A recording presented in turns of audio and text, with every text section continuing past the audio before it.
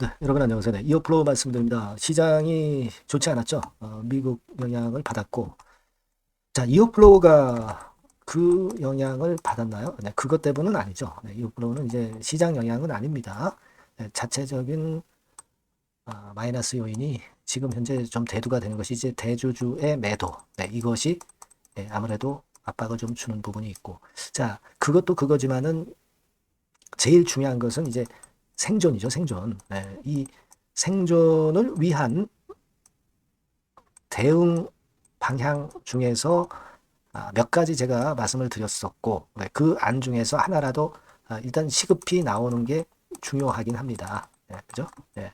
그게 일단 안 돼 있기 때문에 그 부분이 좀 누르는 거 아니냐, 이렇게 생각이 들어요. 물론, 내부자 거래, 뭐, 이런 건과 관련해서, 대주주 매도건과 관련해서 압박감이 있는 것만은 사실입니다. 뭐, 하지만, 또 쭉 그 국내 아티클 같은 경우를 보니까 뭐 별로 그렇게 크게 문제가 안 될 것 같은 그런 감도 좀 듭니다. 그 건에 대해서도 제가 말씀 좀 드리겠어요. 아시겠죠? 뭐 여하튼 요즘 뭐 굉장히 좀 어려우신 상황입니다. 네, 어려우신 상황이지만 최악은 지금 현재 피했잖아요. 여기서 더 이상 내려가지 않고 일단 버티고 있지 않습니까? 자, 우리가 희망을 좀 발견을 해야 될 것 같아요. 네, 오늘 뭐 여기에 대한 말씀을 좀 드리도록 하겠고, 그리고 영상 후반부에는 이어플로우와 별개로 이제 대박주도 하나 제시를 하니까 이것도 여러분 꼭 매매를 하셔서 대응하셔서 좋은 결과 있으시기 바랍니다. 자, 이어플로우 말씀드릴게요. 구독, 좋아요, 알림 설정 대단히 감사드리고 있습니다. 앞으로도 성원 좀 부탁드리고요. 자, 우리는 분명하게 김 대표가 변론을 편지를 통해서 했다는 거 여러분들 잘 알고 계시죠? 그래서 그 부분을 제가 해설을 드렸었고, 자, 요거였잖아요. 그죠? 네, 그래서 왜 대주주들이 매도하면 아니 되었는가? 네, 거기에 대한 이유를 쭉 자세하게 이 글에서 얘기를 했었고요. 이 부분에 대해서는 이미 설명을 드렸습니다. 근데 물론 이 건과 관련해서 계속 뭐 대주주 매도한 거 잘못됐다. 막 이런 이야기들의 기사가 나오는 것도 우리가 알고 있어요. 알고 있는데 자, 이 한 기사를 한번 우리가 볼 필요가 있습니다. 이거를 일단 생각해 볼 필요가 있는데 자, 사전에 대주주들 매도하기 전에 사전 공시를 미리 하는 거. 근데 이거는 실제로 금융당국에서도 제재를 못한다는 그런 건에 아티클이 좀 나와 있어서 그 부분을 말씀 좀 드리고자 합니다. 그 지분의 전체 그 발행 주식 수 있지 않습니까? 발행 주식 수의 1% 미만인 경우는 일단 이 사전 공시 제도를 사전 공시를 안 해도 매도할 수 있다는 논리인데요. 이것하고 뭐 내부자 거래하고 별개로 볼 수 있느냐 이 문제는 차치하고서라도 일단 이런 건에 대한 기사가 나온 것은 일단 이어프로 대주주가 최근에 매도한 것에 대해서 그래도 나쁘지 않은 재료라고 생각이 됩니다. 여기 쭉 보시면 이어플로우 건도 이제 나와요. 이어플로우의 경우에도 지분을 장내 매도해서 23억을 챙겨서 사전 공시제도 위반 논란이 나왔다. 자, 근데 실효성이 없다는 거죠. 이 사전 공시제도가. 왜냐하면은 여기 보시다시피 그 1%라는 건을 생각을 해볼 필요가 있어요. 네, 여기 보시면 50억 원이나 또는 지분 1% 등에 대한 규정은 시장에 영향을 미치지 않는 최소한의 선에서 이루어진 것. 뭐 이렇게 얘기가 나오면서 제가 볼 때는 이 지분의 1%, 그러니까 이제 소유자 그 거래되고 있는 게 지금 현재 상장 주식수가 3천만 주 아닙니까? 그죠? 네, 3천만 주라고 한다면 이것의 1%라고 한다면 이제 30만 주예요. 그죠? 30만 주 이내의 그 범위 내에서의 매도는 이 사전 공시제도를 좀 피해갈 수 있다. 이 얘기인 것으로 그렇게 생각이 됩니다. 그러니까 이런 부분을 가지고 본다면은 우리가 뭐 내부자 거래나 또는 사전 공시제도를 위반했다고 볼 수도 없는 거니까 요거는 일단 금감원에서도 뭐 들여다보고 있으니까 뭐 얘기가 이제 나오겠죠. 네. 얘기가 나올 겁니다. 하지만 제가 볼 때는 이 부분으로 봐서는 우리가 크게 우려할 정도는 아니지 않겠느냐 이렇게 말씀을 좀 드리고 싶고 그리고 그 지분을 매도한 배경 자체가 제가 말씀을 좀 드렸지만은 지금 이오프로에서는 돈이 제일 시급한 거예요. 돈이 들어와 가지고 이 생사가 걸려 있는데 살아야 될 거 아닙니까? 살아야 될 거 아닙니까? 그러니까 뭐 우리가 그 뭐 사전공시제도 위반이나 또는 내부자 거래로 인해서 불이익을 당할 때 당하더라도 지금은 이어플로 회생이 문제입니다. 소송 비용을 일단 감당해야 소송에서 이기고 지고 결판이 날 거 아니겠어요. 그러니까 돈이 시급하기 때문에 돈을 마련하기 위해서 지분을 매각해서 그걸 현금으로 만들어 가지고 제3자 배정 유상증자로 다시 돈을 집어넣는다는 거예요. 주식을 그 동일한 수로 맞춘다는 겁니다. 주식을 동일한 수로 맞추면서 제3자 유상증자 배정을 통해서 이어플로우에 자금이 현금이 흘러 들어가는 거잖아요. 현금이 결국 흘러 들어가서 이걸로 운영자금을 충당해서 끝까지 가보자는 거 아니에요. 소송비용 마련해서. 이게 일단 시급하지 않겠습니까? 불성시공시법인 지정받으면 어때요? 일단 이어플로우가 살아야죠. 살아야 됩니다. 그래야 이어플로우도 살고 여러분도 사는 겁니다. 그러니까 가장 중요한 포커스는 여기다 둬야지. 생사 쪽에 둬야지. 우리가 뭐 내부자 거래니 뭐 사전공시제도 위반이니 이런 거에 신경 쓸 이유가 없다는 얘기예요. 제 말씀은.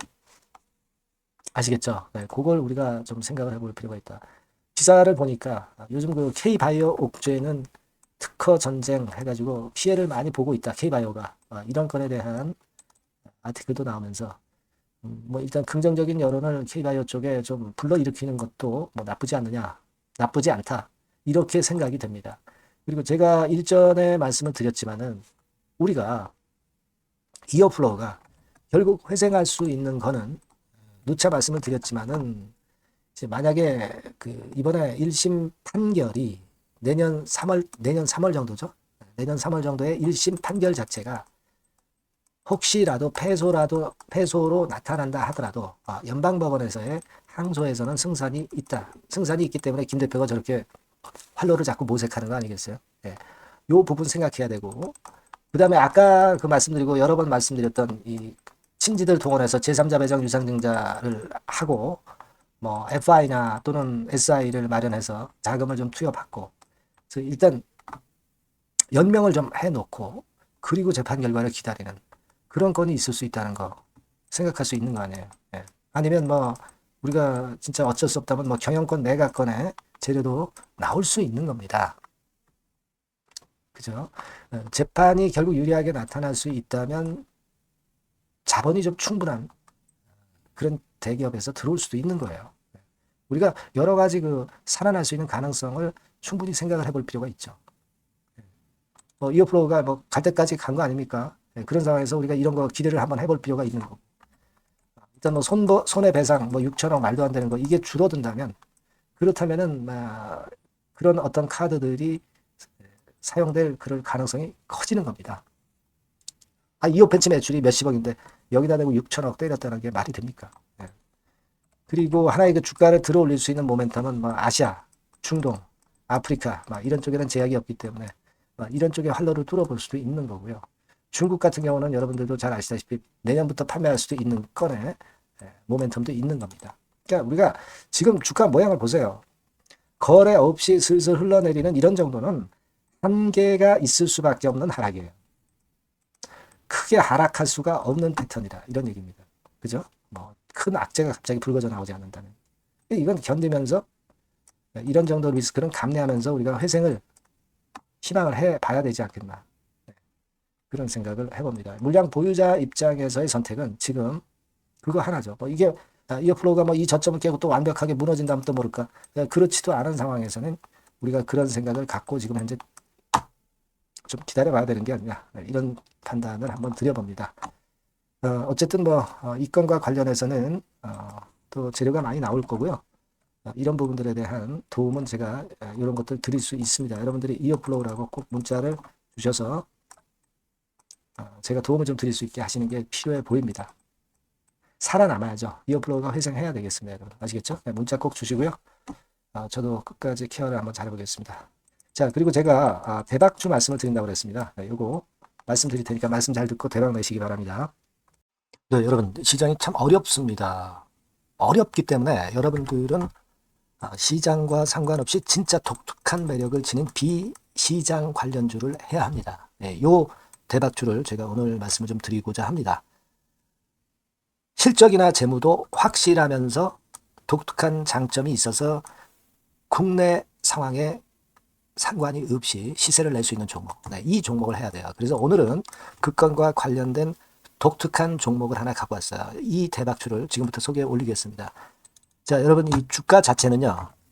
부담이 안 가요. 1,000원에서 한 5,000원 정도입니다. 그러니까 여러분 어떻겠어요? 좀 가벼운 맛이 있겠죠.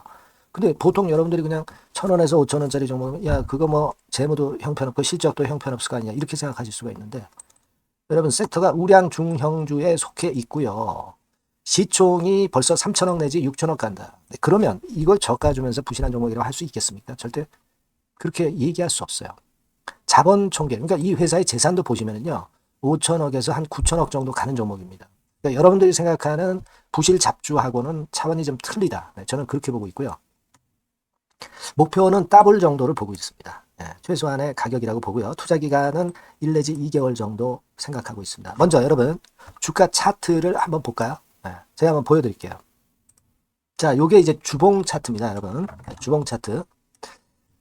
자, 이게 뭐 한 1년여 이상을 등락을 거듭하면서 눌릴 대로 눌리다가 이제 딱 최근에 좀 올라오다가 눌렀다가 다시 이렇게 커브를 그릴 가능성이 높습니다. 이렇게 커브를 그린다는 건의 생각은요, 그냥 제가 감으로 말씀드리는 게 아니고 확실한 근거를 말씀을 좀 드릴 거예요. 등락 이후에 폭발 초기라 이런 얘기예요. 그리고 저퍼예요. 네, 저 PBR입니다. 근데 이번에 실적도 엄청 좋아요. 아시겠습니까? 네, 요런 강점이 있다 이겁니다. 네. 그리고 시장 관련주가 아니에요. 네, 비시장 관련주에 주목을 해볼 필요가 있다 이겁니다. 네. 쌍끌이 기관 매수, 외인 매수가 들어오는 초기 국면이에요. 그래서 이걸 확인을 시켜드릴 거예요. 그래서 최소 더블 정도는 봐야 되지 않겠는가 그렇게 생각하고 있어요. 자, 월봉 차트는 되게 이런 모습입니다. 월봉 같은 경우도 눌려서 결국 여기서 시세를 내면은 최소한 여기까지 가고 이걸 돌파할 가능성도 높죠. 그 독특한 강점 때문에. 네. 자, 그럴 수 있는 종목이다 이런 얘기입니다. 그래서 요건과 관련해서 제가 말씀을 드리자면은 최대 강점은 비시장 관련주고 시총이 작고 하니까 가벼워요. 가볍습니다, 여러분. 상장 주식 수가 뭐 엄청 많은 종목이 아니에요. 재무나 실적이 탄탄합니다, 여러분. 요거를 제가 보여드리면, 자, 요게 이제 제가 조금 흐릿하게 했습니다만은 3분기까지가 작년 대비해가지고 30% 증가했어요. 근데 이거는 아무것도 아니에요. 4분기 실적이 폭증이 여러분 예상이 되는 거예요. 왜 4분기 실적이 폭증할까? 왜 4분기 실적이 폭증할까요, 여러분? 일단 좀 이따 말씀드리고, 올해 영업이익이 작년 대비해서 한 50% 정도 최소 생각입니다. 이 정도는 급증이 될 거고, 4분기에 자산을 평가해 보면은요, 결산이익이 대폭 급증할 가능성이 높아요. 이게 이제 연단입니다. 그래서 이번에 실적이 나오겠죠. 네. 그거예요, 핵심은 여러분. 네, 요걸 제가 말씀을 좀 드리고 싶고, 매년 한 500억 내지 1000억 영업이익이 안정되게 나오면서 이번에 실적이 폭증할 거다. 저는 그런 생각을 합니다. 그 기본적인 거는요, 그 핵심되는 재료는 바로 요겁니다. 글로벌 자산 관련 특별한 호재가 최대 핵심이에요. 특히 미국 시장 관련해서 초강점을 보유하고 있다. 네, 요걸 여러분들 꼭 잊지 마셔야 됩니다. 네. 자, 이게 금감원 공시 가보면 얘네들이 갖고 있는 미국 관련 자산이에요. 근데 이거는 되게 12월에 이제 평가이익을 내잖아요. 그래서 12월, 그러니까 4분기 실적이 플러스 된단 말이에요. 이게 엄청나게 커질 거다. 이런 얘기입니다, 여러분. 이게 엄청나게 커져요. 네. 그러니까 아마 제가 볼 때는 미국 관련해가지고 자산의 평가가 엄청 클 텐데, 뭐 한 30만 주 정도, 뭐 이런 정도 아마 갖고 있는 것으로 제가 알고 있어요. 그거는 나중에 여러분들 한번 확인을 해보시기 바랍니다. 그래서 이게 핵심이에요, 여러분. 네, 이게 핵심입니다. 네, 이게 엄청날 것이다. 이거 우리가 꼭 잊지 말아야 되겠다는 겁니다. 그게 핵심이에요, 여러분. 네, 그런데다가 지금 현재 뭐 퍼 PBR 보면은 저 PBR이에요. 당연히 이제 주가 분출할 수 있는 그런 가치적인 평가도 돼 있고, 연기금 외인 같은 경우도 쌍끌이 매집이 시작되고 있습니다, 여러분. 네, 자, 여기 보시다시피 확실하게 기관 외인 쌍끌이 하고 있죠. 네, 쌍끌이 하고 있습니다. 이제 시작이에요. 네, 빨간 게 외인, 초록색 기관입니다. 네. 이미 크게 올라서 매집을 했다면은 그거는 사실 타이밍이 안 좋죠. 근데 그렇지 않다는 겁니다. 네. 그리고 참고적으로 그 유동성 같은 경우는 엄청 커요. 유동성도 대개 한 3천억에서 한 7천억 요 사이를 유동성, 현금 유동성도 갖고 있습니다. 자, 이런 건 여러분 꼭 해보셔야 돼요. 자, 이 대박주는 여러분들이 대박주라고 문자를 주세요. 번호는 앞에서 말씀드린 번호랑 똑같습니다. 전화번호는 뭐라고 말씀을 주시면 되냐면, 문자를 주시면 되면 대박주 이렇게 주시면 제가 매수부터 중간 AS부터 매도까지 최선을 다해서 여러분들 꼭 모실 겁니다. 아시겠죠? 대박주라 꼭 문자 주셔서 큰 수익 얻어 가시기 바랍니다. 네, 네, 감사합니다.